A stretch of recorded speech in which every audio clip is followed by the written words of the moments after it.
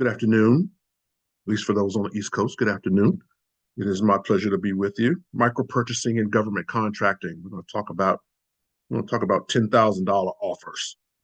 $10,000 offers. What that looks like.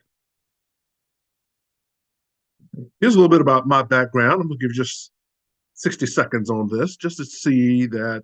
So why would I want to be sitting here listening to this guy talk about micro purchasing? That it might be worth your time. Okay. Had a little bit of military background and then started in the federal government in 1995 and worked my way through the ranks, if you will. Didn't do too bad as careers go. I retired in 2016. Did a little bit of consulting around the DC metro area, and then started my own training and development company, a government contractor. So like many of you, I'm a government contractor. Okay, we sell to the government. About 80% of our business is government centric, government focused. So we'll just give you a sense of it's like, okay, noted. So the things that I talk about specifically in the micro purchasing space isn't something that I read, something I watched some YouTube video on. It's like, this is what I use. These are strategies that I have used to build a business and put food on the table. So with that, it's my pleasure to be with you today. So let's talk government contracting specifically. Let's get hyper focused. Colleagues, the journey of government contracting from a life cycle perspective, from a life cycle's perspective is portrayed here. Very broad strokes. There's lots of activity. There's lots of activity that's happening. So there's very broad strokes that are here. Now, one thing about these very broad strokes is that learning this process, mastering this process, even just getting ready to partake in this process takes a lot of time. Okay, this is a time-intensive activity. Okay, anyone that tells you that you can just hang out a shingle, grab a SAM UEI number and a cage code and just contracts just start falling from the sky, run, colleagues, run. Okay, this takes a little bit of time. It takes a little bit of effort. And in my opinion, it's not for the faint of heart. Okay. I always say it's not hard, but it's not easy. It's not easy. There's lots of piece parts, lots of things that are going on in this environment that encourages, that allows, that enables effective government contracting from the long version. Okay. I'm going to propose to you this afternoon a different strategy that I think there is a faster, more effective way to start. And if you've already started, there's a faster and more effective way to grow, okay, as a business development strategy.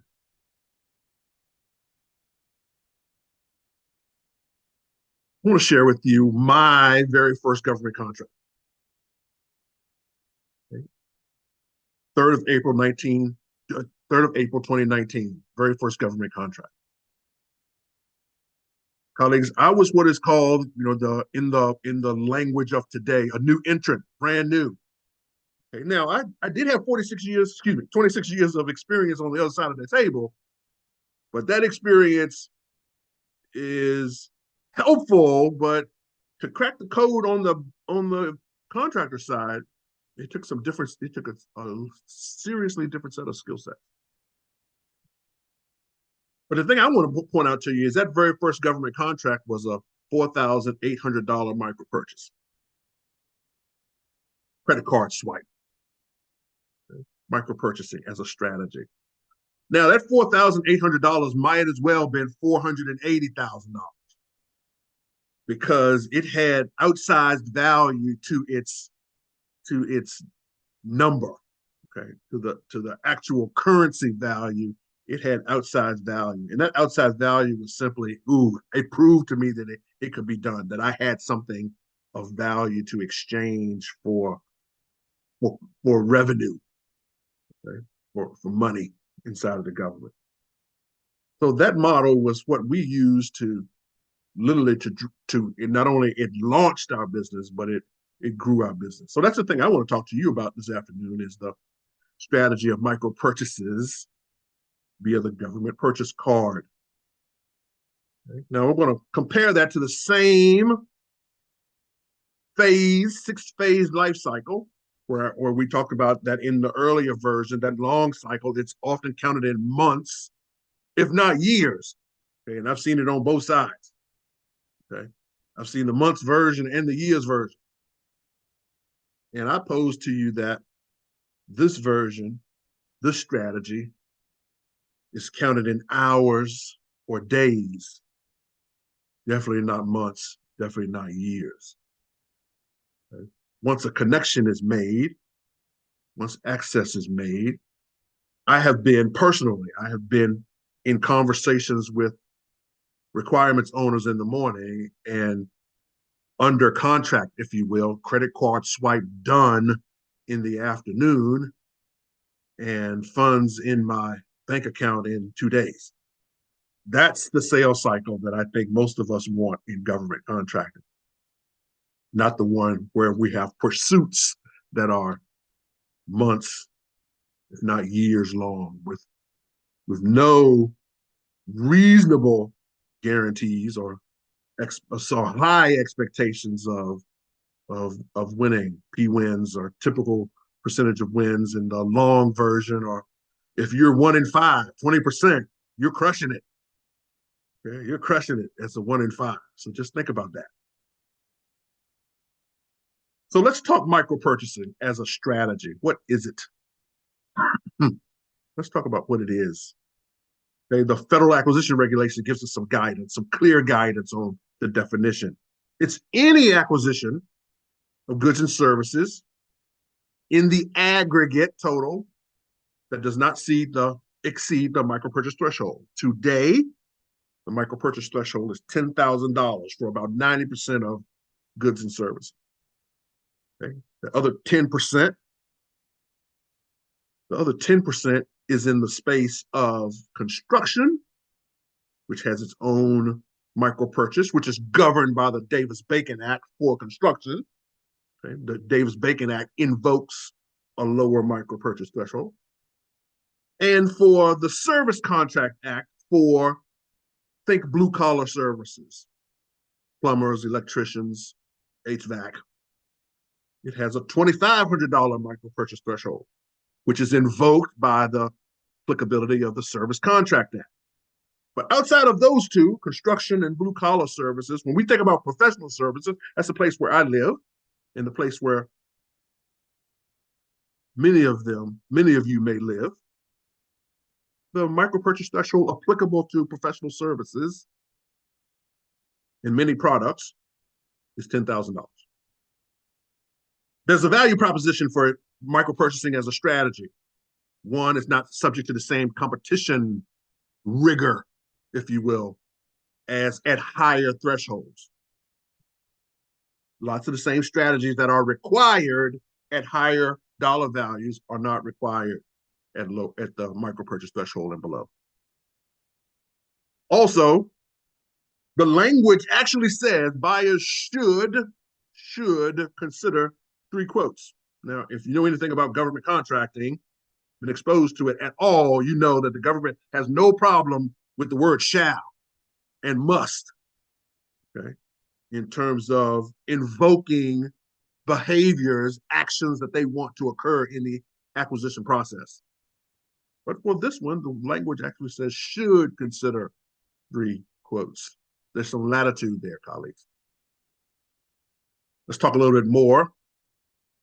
The authority for micro purchases is encouraged to be delegated. So while many of us are very interested in getting access to, talking to, having open communication channels with contracting officers and program managers, please know that micro purchases are happening at a much lower level. Okay? This is end users, project officers, cores. This is where end user activity is occurring.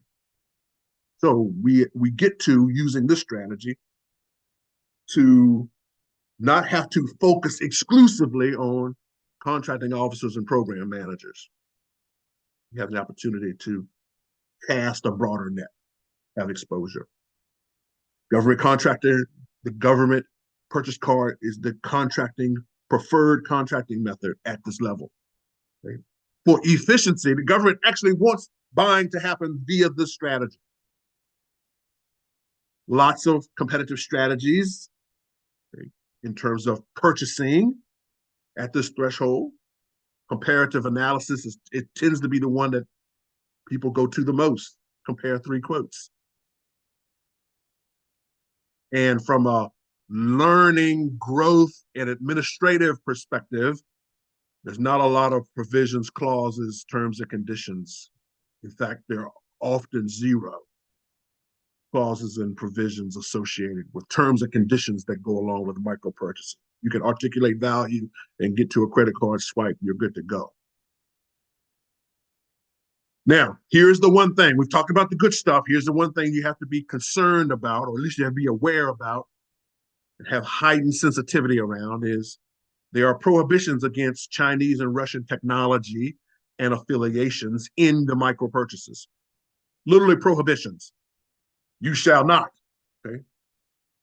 Do not purchase any hardware, software, or services developed by various Chinese or Russian technology companies or their affiliations. So just be mindful of that when you're thinking about designing, using micro purchases as a strategy. Just please know that you need to clean your requirements, clean your services, products of Chinese and Russian technology. Additionally, the government does not like TikTok. Okay? There's an additional prohibition in FAR Part 13. Okay? Prohibition against covered applications. Okay, and please know that covered applications is just a fancy words for TikTok. So if you have any TikTok adoption in your solutions, I don't know if this is a word or not, but you should de-TikTok it as soon as possible. Okay, prohibition against it. Colleagues, there are 1.1 million purchase card holders, over 1.1 million purchase card holders in the whole of government. Let's think about that for a second. This is 1.1 million individuals that have been trained and empowered to purchase on the behalf of the government at or below the micro purchase threshold. Okay. Now, what does that look like? What does that look like? Here's what it looks like, the opportunity. Because someone might think of, like, oh, it's just, we're talking $10,000 at a chunk. Like, you can't build a business on $10,000 at a time. Perhaps. But the purchase card holder, I see a question in the chat, so I'm going to try to tackle this one really quick. The purchase card holder is an individual inside of government, often assigned to programs, projects, divisions, departments that are not contracting, formally trained contracting individuals, personnel, but have been trained to be able to buy at or below the micro purchase threshold using the federal government's purchase card, the credit card program. They are card holders. They've been empowered. They have a card in their hand. Looks just like that blue card on the screen. They've been empowered to purchase known requirements, okay, using the strategies of the micro purchase threshold and the government purchase card program. Here's what it looks like in total, colleagues. I think you might be surprised if you haven't seen it before. Those 1.1 million credit card holders did in fiscal year 23 that just concluded in September 30th of last year. We did 16.4 million transactions. So on average, each one of them did about 16 or 17 transactions a year on average. Those transactions culminated into over 20 billion with a B, $1 billion worth of purchases and payments. Right? Now, there's a distinction because purchases happen, that's actual buying, and sometimes buying happens outside of the program, but they use the payment purchase card as the method of payment. Either way, $20 billion. It's a pretty big number. 30% of that spend, roughly $6 billion, happens in the services category. So the lion's share happens in products, plenty of places to go get products. Okay? Of late, Amazon Business is just crushing it in products. Latest GAO report that came out in, I believe it was July of last year, suggests on the product marketplaces that the government created, Amazon Business is earning about 94% of it. 94% of it is going to Amazon on those platforms. And that is why, colleagues, you see that one, that the next number, the one that's always been shocking to me is at the place where I think the learning to government contracting should actually be occurring at this micro purchase level, where you're learning the organization, you're learning government contracting, you're learning the environment, you're learning the language, you're learning your agencies, you're learning the missions, you're building the relationships. About a third of it is actually going to small business. I found that number absolutely shocking. Where the lowest level of government contracting maturity is required, 2/3 of it is going to large business. So $10,000 offers, that's what I call them. That's my language around offers being offered to the federal government at this level for services. I think professional services. I think they have 5 characteristics, in my opinion. Number one, they are scaled in size and value to spark interest. They're interesting enough to be even considered to be consumed by the government, to be purchased. It's got to be interesting enough. It's got to be, one, something that they need, something that they buy. And it's got to be interesting enough that they even consider buying. Number two is that it must be scaled at a price at or below the micro purchase threshold for the ease of purchasing. We have special treatment below $10,000. As soon as you cross over $10,000, it's different treatment. So at $9,997, you get the magic micro purchase treatment. At $10,017, you don't. You don't. So it's got to be scaled in price. I think micro purchases at this level, especially in the professional services environment, should have a gateway offering to other things. This should be the tease piece. You have to provide value, but there should be connective tissue, the word that I use, connective tissue to the next larger thing. You should have things up the value chain, just waiting. Because as soon as you have the opportunity to deliver the micro purchase and you wow the crowd, you knock their socks off, what do you think they're going to be asking for the next level thing? What do you think the first ask is going to be? They're going to ask the person to just knock their socks off. We hope that there's something up the value chain that's scalable.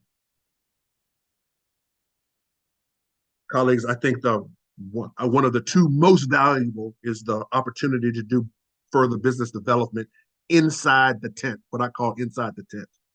Meaning, when you have an opportunity to provide a micro purchase service, along with that is the opportunity to ask more questions. So, what else hurts?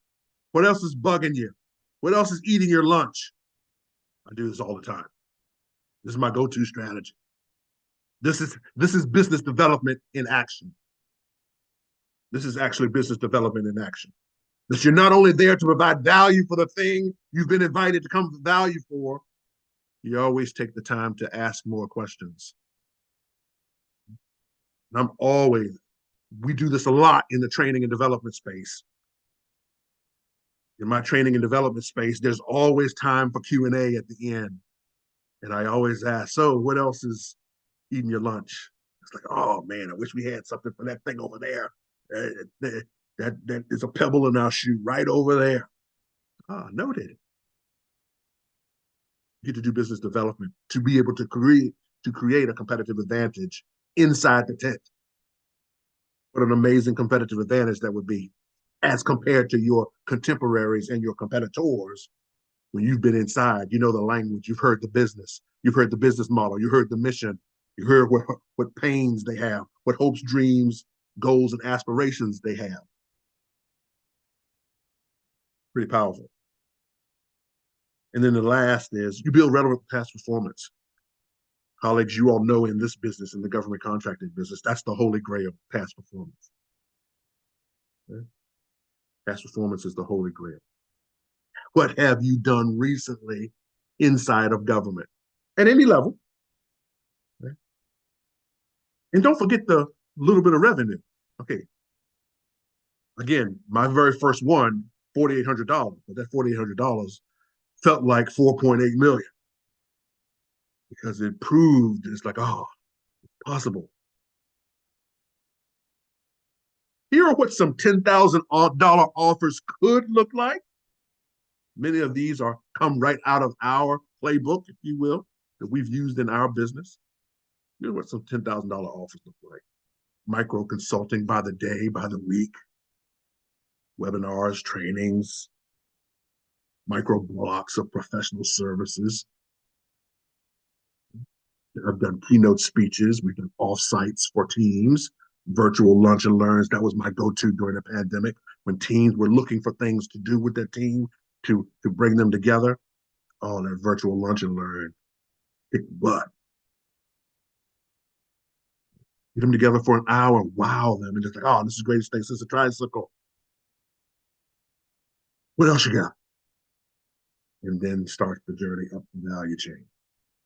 One of our longest serving contracts that we have. We're now in year 3 of the contract. Been competed twice. We've competed it twice, won it twice. We're in the 3rd year of that contract. Started out with a $995 lunch. So the half day, the 1 hour turned into the half day. Half day was 1 day. 1 day turned into a week. And they said, hey, let's just stop messing around with this thing. Let's just go put something on the street. I had the competitive advantage. I had built the competitive advantage. So I didn't mind competing. Yeah, let's go compete. Okay, no set asides. No set asides. Let's go. Let's compete the thing. Because I had built the competitive advantage by being inside the tent. I knew what they wanted. I knew what they needed. That's how a competitive advantage is built. That's not a bad thing. It's not a bad. It's actually a good thing.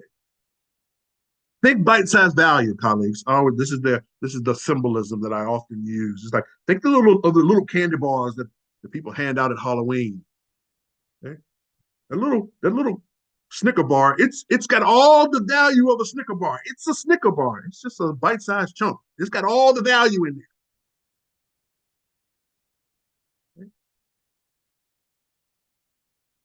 Okay? Those M&Ms, they're real M&Ms. It's just about 11 of them. Bite-sized value. But once they taste it and like M&Ms, it's like, oh man, those plain M&Ms is pretty good. What else you got? Got more M&Ms? And there you are. There's the journey. So remember, there's a couple of 4-part tests. Something that the government purchases. It's got to have value. Okay, you got to know a little bit about your agencies. Got to be priced at or below $10,000. So the rules are in your favor. We purchase via a credit card. So you know the strategy and the tactic that's involved. And no Chinese or Russian technology affiliations. That's it. That's the goodness test. Please know there's additional value. At this level, there's an exemption from the responsibility of having a SAM registration. Again, it's a good place to start. Not suggesting you will always not have a SAM, okay? Because we want you to grow and develop and move up the value chain. But this is a good place to start. No one says you have to stay here, but it's a good place to start. And as a business, if you've already started and you're looking for a business development strategy, then this is a good place to plant your seeds. It's a good place to plant seeds. See a question in the chat. It says, what is the SAM registration? SAM registration is the registration that allows the government to recognize you as a government contractor. The two-parter. You get a SAM registration, you get a cage code. But in that, then you are searchable inside of the government for larger things above the micro-purchase threshold. You are searchable. You can be found by those two codes, cage code and your SAM UEI. Yes. Thank you, colleague. System for Award Management. That's what SAM stands for. So at this level, it's not required. It's encouraged, but let's learn the business. That's why I believe it's of value. It's like, let's learn the business. Here's a place to learn the business. Let me show you what it looks like, colleagues. Okay. From a 1-hour virtual lunch and learn, this happened back in 22, this exact example. Lunch and learn for 12 people on a call. It's like, oh, this was amazing. It's the greatest thing since sliced bread. William, could you do this? Could you take this hour, extrapolate it to a half day, and do it in person for 85 of our people that are getting together in Dallas? Of course I can. That's the connective tissue, colleagues. Okay. It's a business development strategy. Again, it's bite-sized candy bars. How many bite-sized candy bars can you get out into the government contracting environment so that people can test your candy bar, see if they like it? And if they like it, they will ask for more. So if you're wondering if you can do it, yes, I believe you can. I believe. We did it. There's nothing unique about Think Acquisition at the time. The 26 years of experience that I had on the other side of government only encouraged me to be hyper-focused on a strategy. Pick a strategy, pick one thing. Because I've seen companies try to do everything at the same time. Like, pick one thing. And we landed there. So yes, I believe you can do it. But I'll tell you, a lot of folks aren't doing it. We pull those numbers. My data scientist guy pulled these numbers about 6 months ago. These are the numbers of small business contractors that have done all the things to be a small business, all the things. So the SAM, the cage, all the stuff that would allow you to be counted in the small business community, except in that first bar to the left. There's 106,000 of them that have not made revenue, reported government revenue. I want to be clear. So they may be commercial, but reported government revenue over $100,000. Let's just sit with that for a minute. That's a 3-year average too. So that's not just 1 day, 1 year anomaly. 106,000 companies that have done all the things that the PTAC and the Small Business Administration and your OSDBU and your contracting officer, all the stuff that all those folks tell you to do. Again, I was on that side too. So we told people to go do all these things to be a government contractor. But the one thing that 106,000 of them haven't done yet is be able to make $100 grand a year on average on a 3-year period. Now, look how, as soon as you make 100 grand, look at the numbers. It's like, oh, there's a skill set that's required to move from 0 or something less than 100,000 to over 100,000. I think it's business development. It's actually learning the craft of government contract sales. And I think a way, not the only way, I think a way to do that is to deploy a micro purchases strategy, micro purchasing strategy. It should be one of the eyes. It should be one of the eyes on your stove. Okay? You should have something that's boiling hot. You should have something that's mid range, and then you should have your micro purchases that are just there doing their thing, getting in front of more people. So, colleagues, for the new and the young companies, I think this is a perfect micro purchasing is a perfect crawl, walk, run, then fly model. I'm a believer. This is I'm a believer because this is my story. This is my journey. And I advise others. I advise others to do that as well. I see a lot of folk.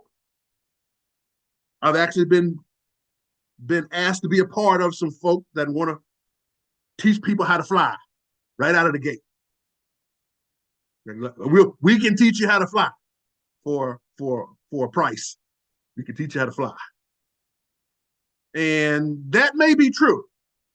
That may be true. May be true. My concern is simply, as having been on the other side of the table for 26 years, I see people that have an opportunity to fly and they haven't built the muscles to fly. Okay. I grew up in the country. I was raised on a 100-acre tobacco farm. And there was a country saying that we used to say all the time that the dog that chases a car really doesn't want to catch it. In the country, it's a thing. Dogs like chase cars. He was like, oh, the dog that chases the car really don't want to catch it. Because if you catch it, what are you going to do with it? What are you going to do with it? I pose to you that there's a value proposition from learning crawl, walk, run, then fly, and micro purchases may be a strategy to help. For growth minded, those of you that have figured it out, okay, that understand sales. For the growth minded company, I also believe micro purchasing is valuable. It always is valuable because what is your alternative to get in front of tens, hundreds, maybe in thousands of those 1.1 million cardholders? And colleagues, it takes about two people to make a decision to do a purchase card purchase. Been there. I've been a card holder in my life. It's the person that needs it and the person that has the card and knows that there's money on their account. That's it. No other Mother May eyes, if you will. Now you try to spend $250,000, $260,000 inside of government on a contract. Everybody and their grandmother has to sign off on that.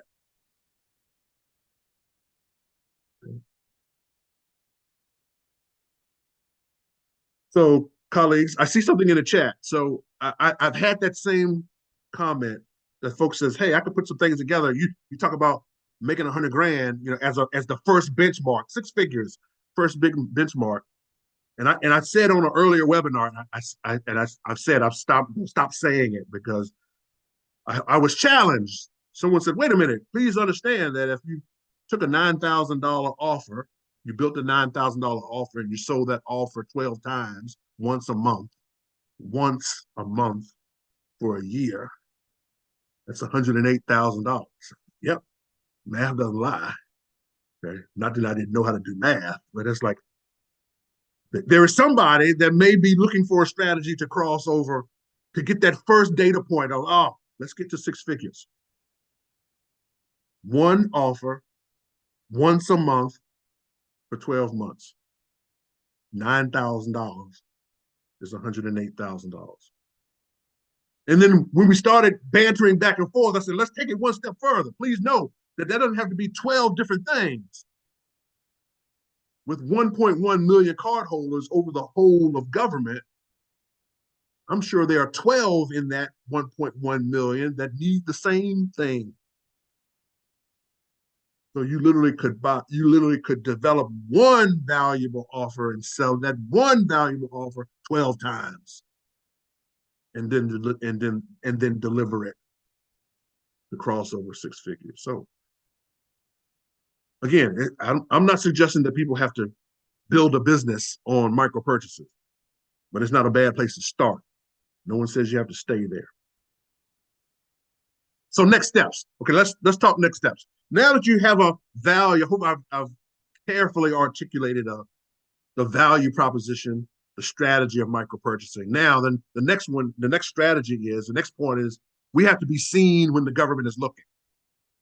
Micro purchases are not like $1 million or $500,000 or $300,000 offers where the government posts them somewhere and then they post them or they're in their forecast 3 or 4 months early or maybe even 2 or 3 quarters early. There's somewhere that they'll be seen. Okay, it doesn't work that way at this level. Okay, it's the reverse that we as government contractors need to be seen when the government is looking. Now, when I examined our micro purchases, we did over 200,000 of them the first 2 years of our business, $200,000 worth of micro purchases. When I examined that, the way I was being seen, it was because of my relationships. These are people that I had raised. I had shook their hand, looked them in the eye. I knew them. They knew me. They knew of my reputation. So I was trading on my reputation. But colleagues, that's not scalable. That's not scalable because that is limited by the number of handshakes you can do. So how do we be seen now? So we started examining the process. It's like, oh, we need something like an Etsy. We need a storefront. Okay, let's build a Shopify. Or we have to be like Amazon Business. It's always up. It's always live. So when the government has a need and the micro purchaser needs are emergent, they don't plan for a micro purchase three months later. That's why it's counted in days and weeks. It's like I need something next Tuesday. Okay. Or I need something tomorrow. So you have to have the relationships. You have to have the pre-existing connections already to be seen. That's how you're seen when the requirement comes up. So we said we had to build something. And this is what we were thinking. It's like, okay, look, we know that there's 6 billion micro purchase services. We know all of those aren't in training, but let's just go with me for the math. 6 billion micro purchase services needs annually. Okay, the clock resets every year. And there are hundreds, if not thousands, of new and small businesses just like us trying to make the connection, trying to be seen. It's like, well, how do we connect those two? And colleagues, that's where the idea, the concept of micro market was born. Micro market is a two-sided marketplace that connects buyers, the 1.1 million, some subset of them, every one of them aren't on the platform, but some subset of the 1.1 million credit card holders with the hundreds, if not thousands, of small and growing businesses that are looking to get connected. This is how we're doing it. Online platform, we're connecting. I had a government demo. We've had about 5 government demos now, but one of them I told them, I was like, I feel like we're Match.com for government contracting. We're setting up first dates. Okay, that's the goal. So we're connecting buyers and sellers in an environment to foster first dates. On that platform, we're allowing government contractors to build their offers, to offer their offers, to publicize their listings. Evergreen, once you put them up, they're always there. They can be seen when the government is looking. And then we're wrapping all of that up in a robust credit card processing process. Because when we did our initial user discovery with government buyers, they said one of the challenges, they have three primary challenges, but the two we're going to talk about. One is finding people to be found. That's the easy one. Okay. That's what I think is the easy one. But the second is they say it's hard to find them that they are purchase card ready. Okay. I just ask you, just think about it. I'm not asking you to to answer the question out loud, but how many of you are in the government contracting business but don't have a mechanism to receive credit cards? Might be one person, be one or two people. And then if they have credit card processing, it's like, how robust is that? How confident is it? Confidence. I saw some email chatter, and we'll go back to it. Some chat conversations about cybersecurity. So how robust is your credit card processing? One of the things I remember, like it was yesterday, one of the buyers from the VA said, "Yeah, we find people, but their credit card processing is from the bank of Umpty Squat." It's like, we're supposed to give you our credit card information, and we can't determine whether your banking mechanisms are credible or not.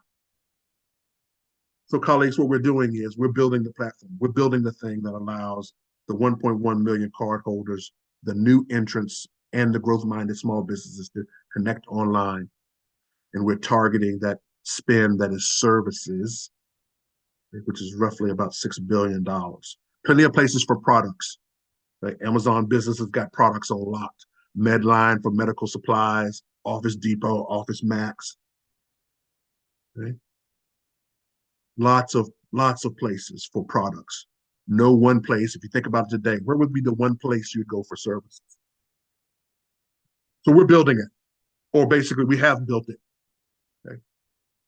Two-sided marketplace that provides the government with the search, request, and selection capability.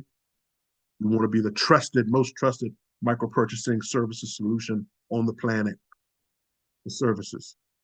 Again, we're going to where there's no flag. No one's planted a flag for services, so that's where we're going. We want to open the door, and for our vendors that are participating, we want to open the door to the vast opportunity. Vast opportunity. $6 billion worth of services that happen at the micro purchase level annually. So we built it. Micromarket.co. That is the website. That is the platform URL, micromarket.co. It's a two-sided marketplace only for services. Today, okay, we're staying out of the way of all the complexities. We're planting our flag where no one's planted a flag yet. To date, we have 195 small business vendors on the platform. 195, over 180 offers already. We've mimicked the 14 categories that are the most prolific categories of spend currently. We use the GSA SmartPay data. That's the program that manages the government purchase card. We took that information, we modeled the categories. So we're buying exactly, we've created the categories in the buying categories, exactly what the government is purchasing today.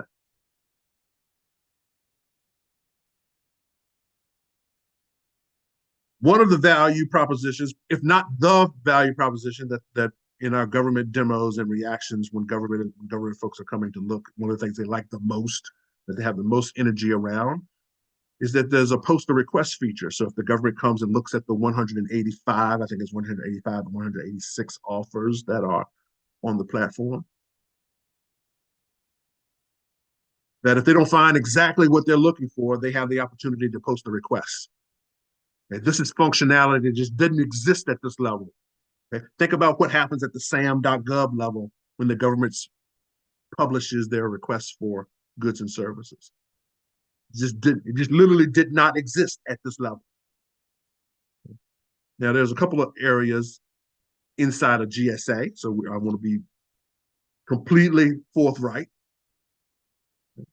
For those that may have invested already in a GSA schedule, then there's the FedMall is the version of that for GSA schedule holders.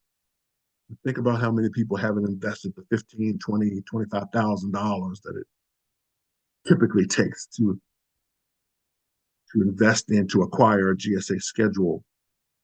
What about them? What about them? So we're building it for them. For me, because we haven't, this is 4 years of business. We've never had the demand signal that have driven us to make the investment to get a GSA schedule.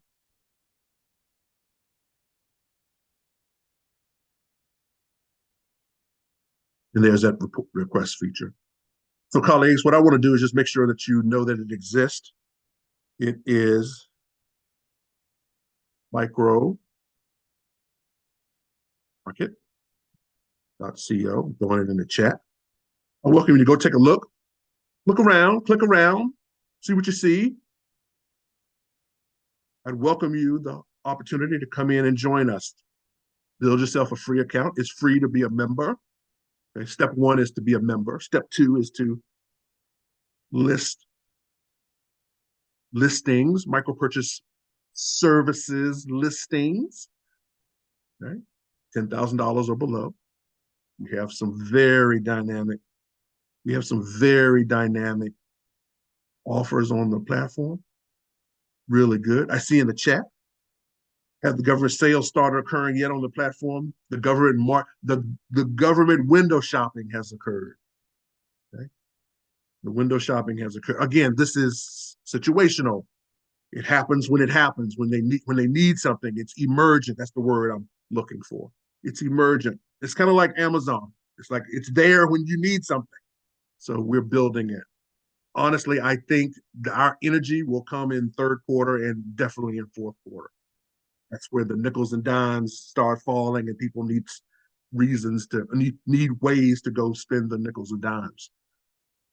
So we're getting ready. That's why we started. We started on January 2nd. So it's been live. We've got 195 vendors on the platform since January 2nd. And the government is there. The government is watching. I'm doing demos. We had a big demo on January the 11th, which is probably the biggest in terms of the leverage. It was with the Office of Federal Procurement Policy. These are the folks that set policy for the whole of government. And we had a 30-minute meeting scheduled with them, and it went an hour and 5 because they had all these questions. One of the best quotes out of my deck now is, "Oh, so it looks like you're really building a better mousetrap." Yes, that's what we're doing. Now, one thing that doesn't happen with the Office of Federal Procurement Policy being an executive office of the president office is that they don't endorse private sector platforms. So I would love to be able to put a sticker on the platform that says it's OFPP endorsed. So that doesn't happen. They don't do that. Solution. But being the police for the federal procurement community is that they can shut things down. So the best thing that they can do is let things exist. And that's what they're doing. They're letting it exist. And I'm sure there are probably a couple of folks that we've gone and done demos with, and they've reached out to them and said, "Hey, is this thing for real?" It's like, yeah, they came and demoed it. So we won't get a blue ribbon or gold ribbon on the web page that's saying that it's endorsed, but it is allowed to live. And that's all that I want is opportunity for the government to try it out. We are building this is a better mousetrap. I'm building the thing that I wish I had. So becoming a vendor there's information on the website. It's like, hey, go take a look on the new vendor page. All the information that talks about how the platform is set up, what we're trying to accomplish, what we're doing, all the specifics are there, just as it is with buyers. And then these are the pain points that I'm addressing with the government. There's no one place to do market research and requesting feature for micro purchase services. There's a need as a result of the Executive Order 13985 to increase the use of innovative business practices. So we're offering them a solution. And limited access points for new entrants and emerging technology companies. There's a few places where to start. Okay? Where's the place to start? Not a lot of places to start. So we're building a place to start. We're collecting a group of folk that are purchase card ready, vendors that have done all the things. We have a robust credit card processing. We use Stripe. okay, as a resource. It's the number one credit card processing company on the planet, robust $1 billion company. So we wanted to make sure that we left no stone unturned there. Again, only 34% of micro purchases are being awarded to small businesses, which I think is just it's a travesty of justice. This is the place where the learning should be occurring, where some traction should be happening. Two-thirds of them are going to large businesses. We're creating a place where the buyer and the researcher, the person with the requirement and the buyer can go to one place and search and do market research. That was a big problem when we did our customer discovery, is that people are looking in one place and the buyer is somewhere else. And then the person that's looking says, I found something. And then the person that's responsible for buying, that's been trained, says, oh, I can't go, you can't use them. They don't have this, or that. Okay. So we're building the one place for both to go. And then the shrinking industrial base. If you want to reverse the shrinking industrial base, meaning the number of businesses that are participating in government contracting, you have to have a welcoming place for them to join and start and grow. Okay? It is unrealistic to say we have a shrinking industrial base and then we want all new businesses to fight after $5 million contracts, in my opinion.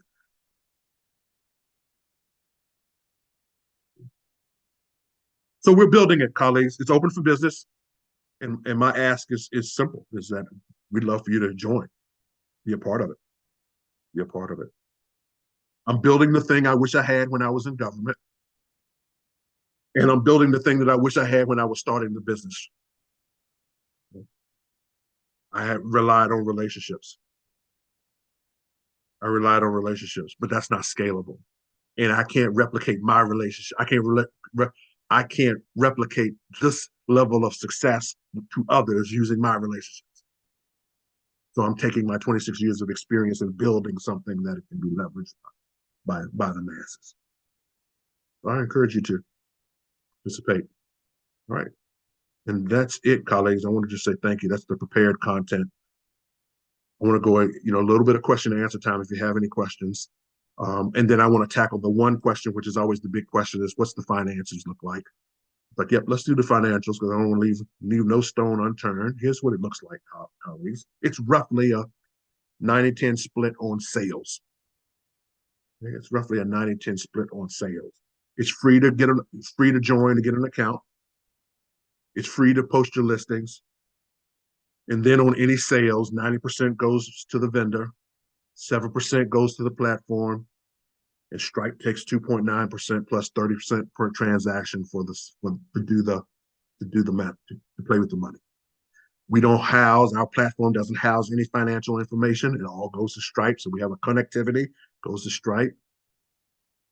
So all the dollars go to Stripe. Stripe does all the distribution of funds, the 90-10 splits. And it should be the commitment that we have from Stripe is in 24 to 48 hours. Dollars are in after a sale, dollars are in your account. That's the sales cycle. I know that's the sales cycle that was so helpful to us the first couple of years of the business. And we weren't pursuing things that were months, that it took months to get to a conclusion, and then hopeful that you're effective. Okay.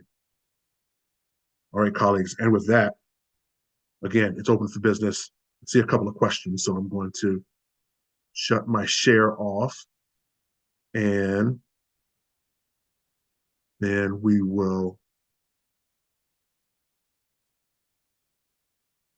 open it up for questions.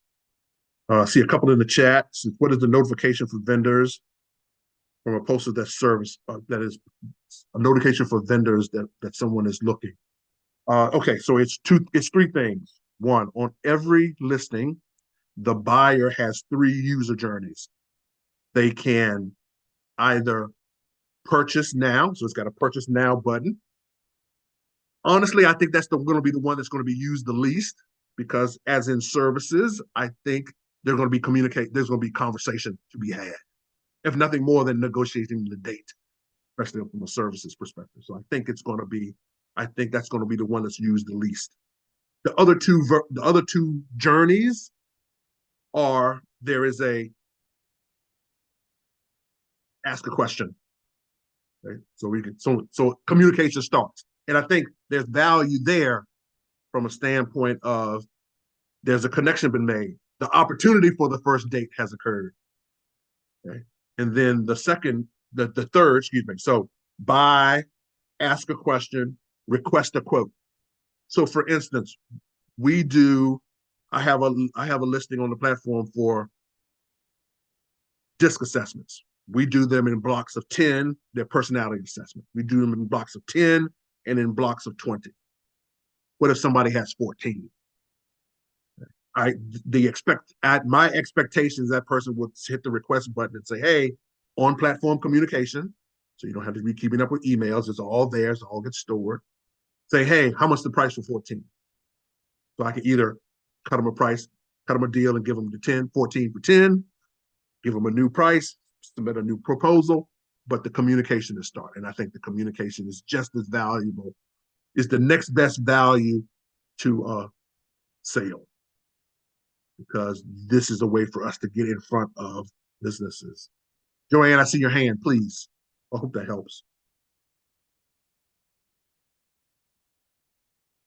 Okay, I'm muted. Hi, William. I love it. Hi. I love it. I love it. And so this is fabulous. And one of the things that you made mention of is that the government's concerned that the business perhaps isn't purchase card ready. So I think what you just said and what I now, which was my question, because the purchase, everything is done on the platform, and we're using the platform's credit card, Stripe, Yes. as the robust tool that will provide some sense of comfort to the government. So everything is done on the platform, and you stay in that environment, correct? Correct. Yes. Okay, thank you. Not only the credit card processing, but the communications, as well as there's lots of places to have a robust listing.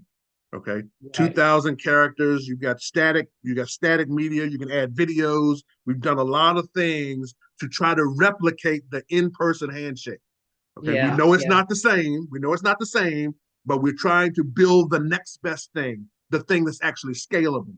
Handshakes is definitely preferred, okay, and that's always the best, but that's not scalable. So Yeah, we're it's building it's on that. powerful. Thank you. I'm joining. Thank you, I appreciate that. Michelle, I see your hand, please.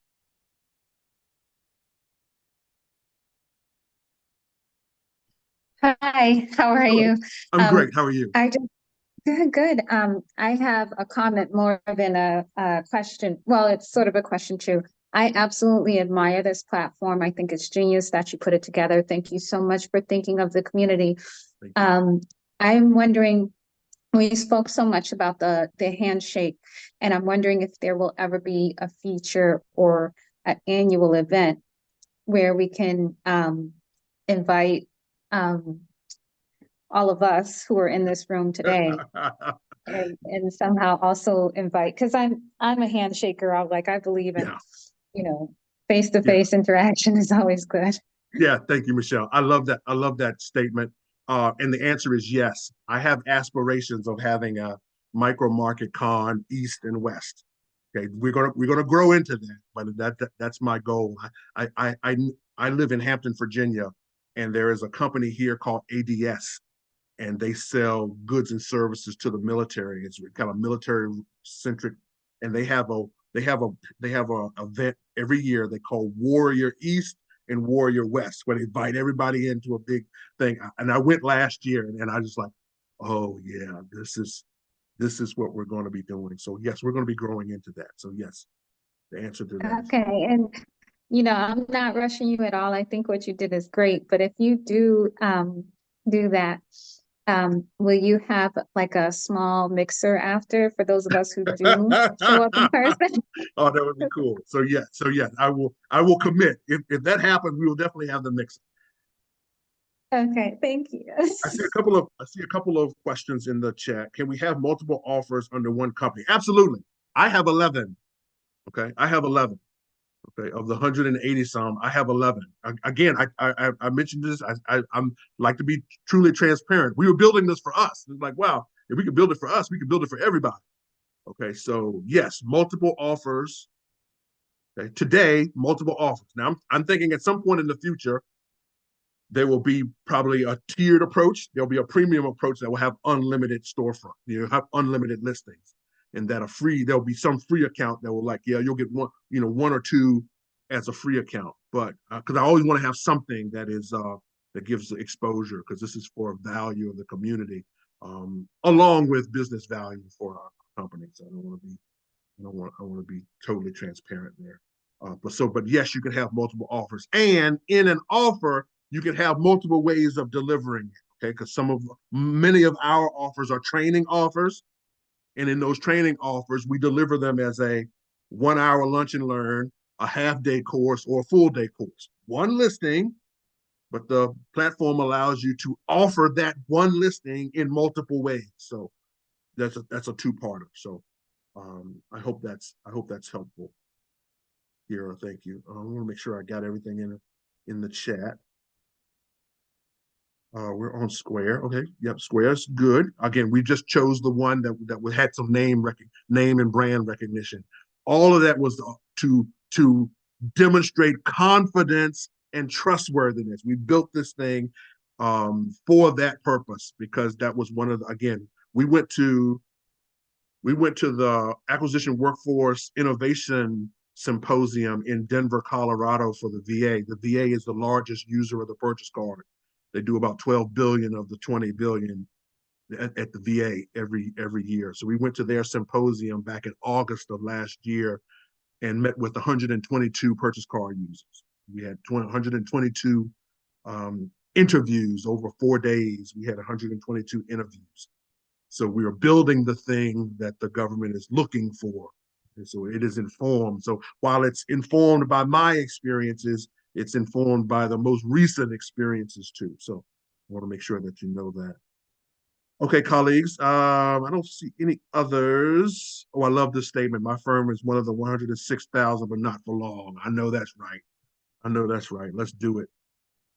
Okay, colleagues, I want to be a good steward of time. We're a little bit over, so I thank you for sticking with me.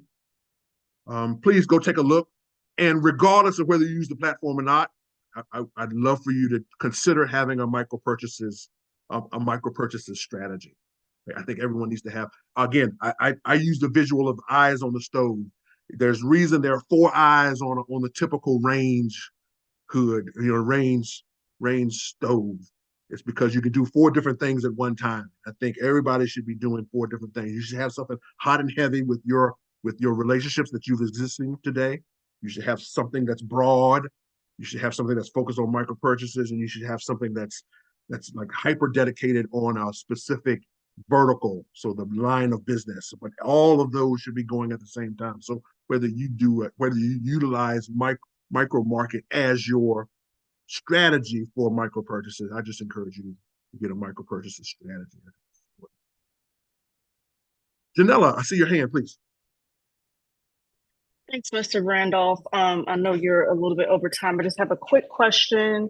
I was on your first group meeting, and I have an offering or a listing on your platform. I'm really excited about it, but I do have questions about optimizing my listing and making sure that it's in line with other people. Like, I don't want to outprice myself or underprice myself. So I was just wondering if you offer any type of assistance with new entrants. Absolutely. So info@micromarket.co. Reach out and I'll share my calendar with you and we can schedule some time, because I want people to be successful. We will only be as successful as you all. We win when you win. So anything that I can do to help you be successful or to encourage, I can tell you what we do. Okay. And I can share what we do, and all the things that we've done to be successful. And our 11 offers are all the offers that we've delivered already. So I have created nothing new for the platform. These are things that I have sold, and I'm simply bringing them to the platform to get them in front of more eyeballs. So info@micromarket.co, and I'd be happy to connect with you, send you my calendar, and let's get some time to walk through your offers. Perfect. Thank you, sir. Pleasure. A couple of things is that you have a replay. Yes, we'll have a replay. This is being recorded. And do you have to open a QuickBooks account? No. That's one of the value propositions is that if you don't have if you don't have an infrastructure to handle micro purchases or that type of accounting, don't worry. We have the Stripe attached to it. It dumps right into your bank account. All you have to do is add your bank account information, and it'll dump right into your bank account when you have sales. All right. All right, colleagues. And with that, I want to say thank you. Again, check it out. Feel free. If you feel this is something of value for you, please join. Spread the word. I think the larger we are, again, $20 billion. If it was just us, we couldn't do 20 billion ourselves if we wanted to. So please spread the word. Please spread the word. The more value we have value in volume. So the more volume we have, the larger the target, the larger the opportunity, the more attractive it will become. All right. All the best to you all. Be well. And again, thank you for your most precious asset, which is your time. Thank you so much. All the best to you. Be well.